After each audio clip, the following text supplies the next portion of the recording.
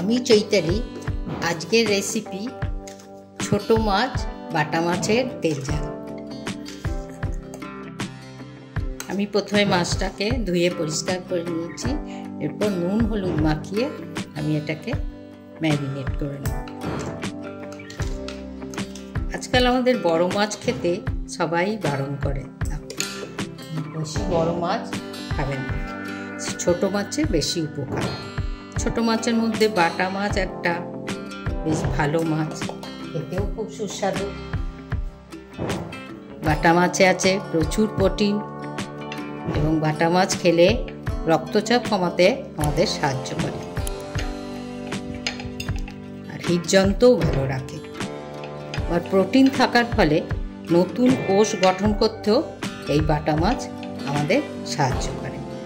ছোট মাছ এখন খাওয়াতে ডাক্তাররা সবসময় বলছে ছোট মাছ দিয়েই আমরা খুব অল্প সময়ে যাতে খুব তেল মশলা অল্প দিয়ে রান্না করে খেতে পারি, সেটাই আমাদের ভালো হবে। আমার বাটা মাছটা ম্যারিনেট করা হয়ে গেল। এবার আমি কড়াইতে তেল দেব। অল্প তেল দিয়েই রান্নাটা আমি করব। কড়াইতে তেল দিয়ে দিলাম। তেলটা বেশ ভালো করে গরম হয়ে গেলে আমি মাছগুলো এপিট ওপিট করে ভেজে নেব। তেলটা ভালো করে গরম হলেই মাছটা দিতে হবে। দিয়ে দিলাম মাছ।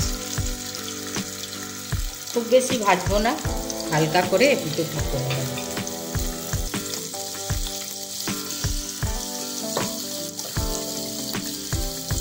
মিনিট খানেক কিচ্ছু করবো না, এক পিঠে একটু ভালো করে ভাজা হয়ে যাক, তারপরে উল্টে দেবো। আমাদের এখন ব্যস্ততম যুগ, সবাই ব্যস্ত, সেজন্য যাতে খুব অল্প সময় হালকাভাবে স্বাস্থ্যের উপযোগী রান্না হয়, অল্প সময় অল্প মশলা দিয়ে সেভাবেই করা উচিত। এবং সেভাবেই আমি এটা দেখাচ্ছি, যাতে সবার অল্প সময় অল্প মশলা দিয়ে ঝট করে মাছের ঝাল হয়ে যায়। আমি এক পিঠ উল্টে দিয়েছি। মাছগুলো এপিট ওপিট করে হালকা করে ভাজা হয়ে গেছে।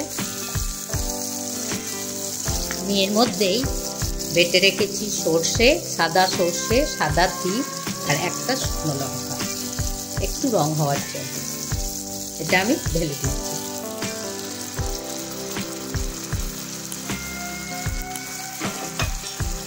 এবার এতে আমি দিচ্ছি সামান্য একটু হলুদ আর পরিমাণ মতো নুন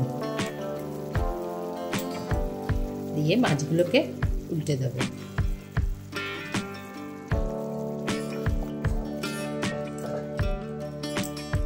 আর একটু দিয়ে দেবো ধনেপাতা আর একটা কাঁচা লঙ্কা।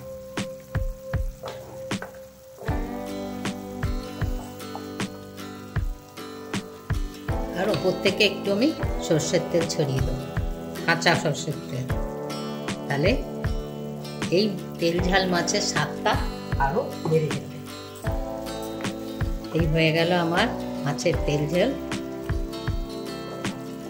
আপনারা এরকম করে দেখবেন কেমন হয়, খুব সুস্বাদু হবে। তাহলে আমাকে লাইক করবেন, শেয়ার করবেন বন্ধুদের সঙ্গে।